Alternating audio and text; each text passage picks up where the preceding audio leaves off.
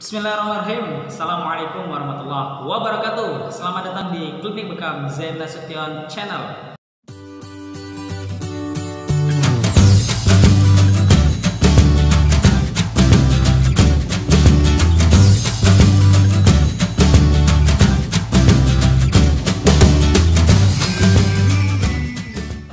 Saya Rahmat Nissan Nasution, pemilik Klinik Bekam Zain Nasution, kembali hadir di tengah-tengah kita semua. Jadi hari ini saya akan membahas tentang latar belakang bekam, apa itu bekam secara etimologi, secara terminologi, secara bahasa dan secara istilah. Ini pasti teman-teman ini sudah tidak asing dengan kata bekam, karena yang nonton ini minimal dia pernah dengar bekam, atau dia udah pernah dibekam, atau dia lagi mendalami tentang bekam. Untuk yang baru pertama kali mendengar apa itu bekam, mari saya berikan sedikit definisi apa itu bekam. Bekam itu adalah pengobatan tradisional yang disunnahkan oleh Nabi Muhammad SAW, karena Rasulullah juga melakukan bekam. Karena kita tahu segala hal yang dilakukan dan dinisbatkan kepada Rasulullah, tahu segala hal yang dilakukan oleh Rasulullah, baik itu perkataan, perbuatan, dan perintah, ucapan, dan yang lainnya, itu menjadi sunnah. Oke, jadi bekam ini salah satu metode pengobatan sunnah dari zaman Rasulullah. Bekam secara bahasa, dalam bahasa Arab disebut dengan istilahnya al-hijama. Al-hijama ini dari kata al-hijm, yang berarti pekerjaan, yaitu membekam. Al-hajjam disebut orang yang giat atau orang yang mendalami dunia bekam, orang yang melakukan praktisi bekam. Kemudian ada al-hijamu, artinya menghisap atau menyedot. Jadi al-hijama itu penyedotan, makanya dalam bekam ini identik dengan penyedotan, maka disebut membekam, menyedot, al-hijama, begitu. Sedangkan al-mihjam atau al-mihjama ini istilah-istilah yang mungkin kalau kita belajar ini akan kita serap, kita baca, kita telusuri, dan kita pelajari. Jadi al-mihjam atau al-mihjama itu alat ya. Jadi seperti kayak misalnya ro'a yaro mir'atun, nazoro yanzuru minzurun, karena saya nusu miknasatun. Nah, hijama juga hajama yuhajimu mihjam. Mihjamun ada mihjamatun, berarti alat untuk menyedot, alat untuk mengeluarkan darah, yang berupa gelas atau cup yang menampung darah yang dikeluarkan dari kulit, atau gelas untuk mengumpulkan darah hijama. Oke. Hijama itu sendiri atau bekam itu sendiri bisa diartikan sebagai proses pengeluaran darah. Karena pada dasarnya melakukan bekam ini adalah mengeluarkan darah kotor. Nah, oke. Cuman di sini nanti kita bisa bedakan ada bekam ini, ada bekam itu. Jadi selain dalam bahasa Arab, di bahasa-bahasa yang lainnya bisa disebut juga ada seperti blood cupping di bahasa Inggris ya. Blood artinya darah, cupping artinya cup, penyedotan darah. Ada baguan-baguar. Ini beberapa bahasa yang saya tampilkan, nggak masalah teman-teman kalau misalnya ingin tahu berbagai jenis bahasa yang digunakan untuk mengungkapkan bekam itu apa. Ada juga badkes, bekam, buhang, bentusah, kayu, hoi, kava, mihcem, singi, canduk, catuk, kop, atau membakan. Di Eropa disebut cupping karena Eropa ini banyak menggunakan bahasa internasional, itu bahasa Inggris, cupping, atau fire bottle, botol api. Jadi gini, sebelum di masa-masa yang sekarang kita kenal dan kita tahu bekam itu dengan melakukan kop angin yang digunakan sebelum mengeluarkan darah, dahulunya orang-orang itu menggunakan api sebagai bahan dasar untuk menarik kulit supaya tertarik, anginnya keluar. Gimana caranya? Misalnya nih ada gelas, kemudian di dalam gelas ini udah steril, kemudian kulit yang mau kita bekam itu kita letakkan koin, terus diputar-putar sehingga ada sumbunya, kemudian dibakar, ujungnya taruh diolesi minyak di sekitar badan atau sekitar titik yang mau kita bekam, lalu kita masukkan lalu kita timpa dengan gelas, kemudian akan tertarik, gitu, kurang lebih seperti itu. Dalam bahasa Mandarin disebut Fa Hao Kuan. Oke. Jadi pengobatan bekam ini pernah digunakan secara meluas dan komprehensif itu di daerah Eropa Timur seperti Balkan dan Bulgaria hingga abad ke-19 dan hilang di Eropa ketika abad 20. Jadi mau menuju tahun 2000 dan akhirnya hanya bertahan di daerah Timur Tengah, Cina dan Turki. Bekam ini juga merupakan ini yang seperti saya bilang tadi, saya tekankan di sini, pengobatan yang direkomendasikan oleh Nabi sebagai sunnah dan fadilah. Jadi keuntungannya kalau kita membekam, selain kita mendapatkan kesehatan, insya Allah kita juga mendapatkan pahala karena kita melaksanakan apa yang diperintahkan oleh Rasulullah. Barang siapa yang mengerjakan sunnah Rasulullah maka dia mendapatkan pahala. Barang siapa yang meninggalkannya maka dia tidak mendapatkan dosa. Bekam ini kan yang tadi saya bilang ada mengeluarkan darah, ada yang tidak mengeluarkan darah. Untuk daerah-daerah yang mengeluarkan darah itu daerah Timur Tengah dan Turki. Daerah Timur Tengah, daerah Arab itu mengeluarkan darah. Sedangkan bekam tanpa mengeluarkan darah itu daerah Cina, Eropa dan Amerika. Selanjutnya itu tadi secara etimologi, secara bahasa, bekam ada al-hijama, ada kaping dan sebagainya. Sekarang kita masuk tentang apa sih bekam secara istilah, atau bekam itu apa sih sebenarnya definisinya gitu ya. Menurut Asosiasi Bekam Indonesia (ABI) yang sekarang diketuai oleh Bapak Zaidul Akbar, yang kemarin saya sempat melihat beliau secara langsung memaparkan health life, hidup sehat dengan tidak banyak mengkonsumsi karbohidrat, dengan berlebihan mengkonsumsi yang lainnya, zat-zat racun dan lainnya, dan mempopulerkan pengobatan bekam. Jadi pengobatan bekam ini itu bagaimana menjadi gaya hidup, lifestyle setiap orang. Jadi orang kalau mau sebulan sekali dia melakukan bekam itu bukan karena dia sakit ya, tapi bekam itu menjadi gaya hidup, menjadi pola hidup supaya darah kotornya itu keluar dan hidupnya lebih sehat dan lebih bermanfaat kepada orang lain. Menurut Asosiasi Bekam Indonesia tadi ya, bekam adalah proses pengeluaran darah untuk membuang toksin racun atau darah kotor. Tahun 2012 Asosiasi Bekam Indonesia mengeluarkan ungkapan seperti ini, bahwa bekam itu adalah proses mengeluarkan darah kotor, yaitu toksin racun yang ada dalam tubuh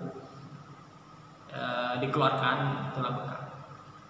Kemudian ada menurut tradisional Chinese medicine atau disingkat dengan TCM, adalah yang pertama, menurut TCM bekam itu adalah proses pembuangan angin atau proses pembuangan patogen, di antaranya ada angin, lembab, dingin dan panas. Makanya orang yang kalau habis bekam itu kayak anginnya keluar gitu ya, karena memang mengeluarkan angin. Jadi orang yang masuk angin ya dibekam gitu biar anginnya keluar. Ada proses aktivasi ciki vital energi vital, dan yang terakhir proses aktivasi meridian, titik-titik yang ada dalam tubuh yang mengalirkan darah dari satu titik dengan titik yang lainnya. Kemudian menurut pengobatan Timur Tengah, ini yang tadi yang mana mereka meyakini bahwa bekam itu dengan memakan darah kotor, mereka menganggap bahwa hijama atau bekam adalah proses pengeluaran darah dari kulit dengan cara penghisapan, lalu dibiarkan dalam proses penghisap. Kemudian dilakukan penyayatan ringan pada kulit bagian luar, epidermis, lalu dilakukan penghisapan sekali lagi sehingga keluar darah rusak. Syihab Badru Yasin. Jadi menurut Timur Tengah itu dia lebih ke aplikatif. Jadi bekam itu adalah proses pengeluaran darah kotor dengan melakukan penyedotan, kemudian pembiaran selama beberapa menit, kemudian penusukan dengan yang ringan dan sesuai aturannya, kemudian dibiarkan sekali lagi, kemudian darahnya dibersihkan, lalu ditarik sekali lagi dan selesai. Ini lebih aplikatif.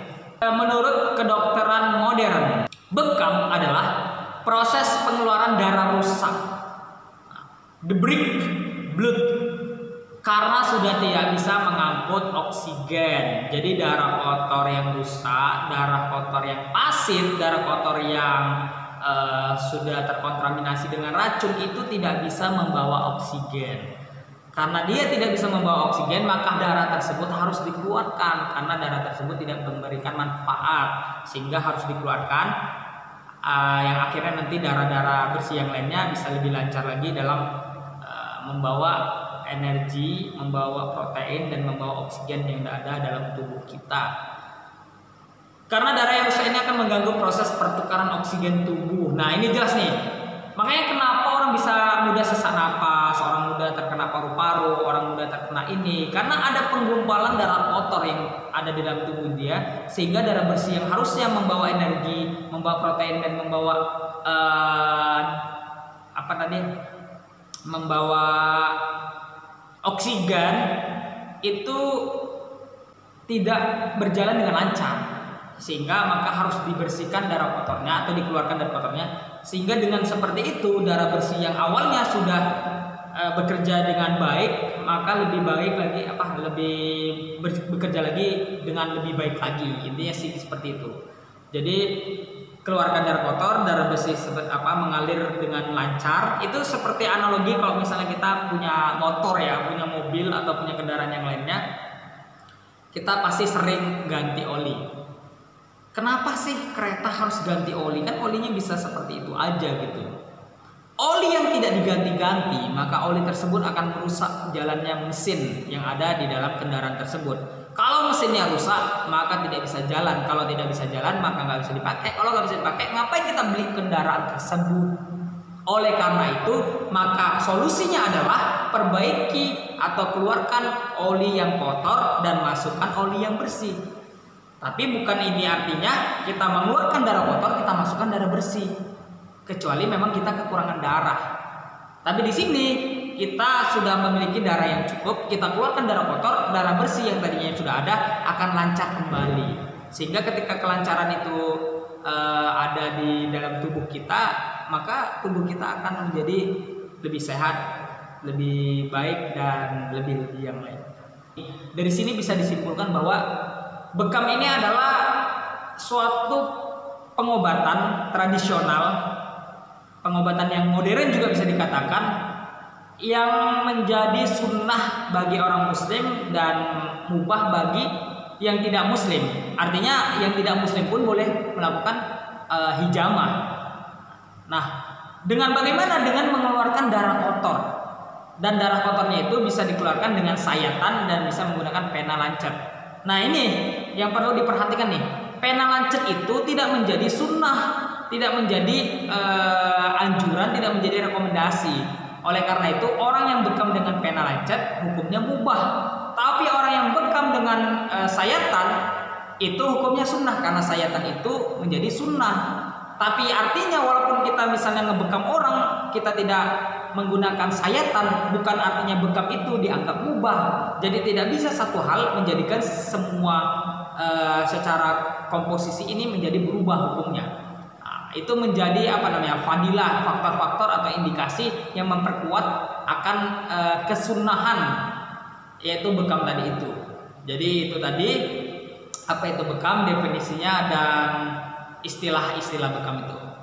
Jadi teman-teman di sini sudah jelas ya apa yang dimaksud dengan bekam. Terus bekam itu ada yang kering, ada yang basah. Bekam kering itu kita cukup menarik lalu kita biarkan selama 5-10 menit, kemudian selesai. Tapi bekam yang basah tadi itu kita tarik, kemudian kita biarkan, kemudian kita tusuk atau kita sayat, lalu kita tarik lagi, kita biarkan lagi, terus kita buang darahnya dengan menggunakan kain kasa yang bersih atau tisu yang dianjurkan, kemudian menggunakan, lalu kemudian dibiarkan selama 3-5 menit, kemudian dibersihkan lagi jika ada darah yang masih bersisa di bagian titik-titik yang ingin kita bekam. Kemudian setelah itu kita lumur lagi dengan minyak dan kita bersihkan lagi dengan tisu. Begitu proses bekam dan begitulah makna-makna bekam. Jadi teman-teman yang ingin mempelajari bekam, silakan saya meninggalkan nomor HP saya di bagian caption, semua caption video-video saya itu selalu ada nomor HP yang bisa dihubungi. Terima kasih sudah menonton video saya hari ini, dan mohon maaf jika ada kekurangan dan kelemahan. Kalau misalnya suka video ini silahkan like dan subscribe. Dan misalnya tidak suka dengan video ini bisa di dislike. Kalau misalnya tidak penting untuk menonton video ini bisa tinggalkan video tersebut. Karena semua orang akan tahu mana yang penting untuk hidupnya, mana yang butuhkan dalam hidupnya, mana yang akan mempengaruhi dia dalam karir dalam hidupnya masing-masing. Terima kasih. Assalamualaikum warahmatullahi wabarakatuh.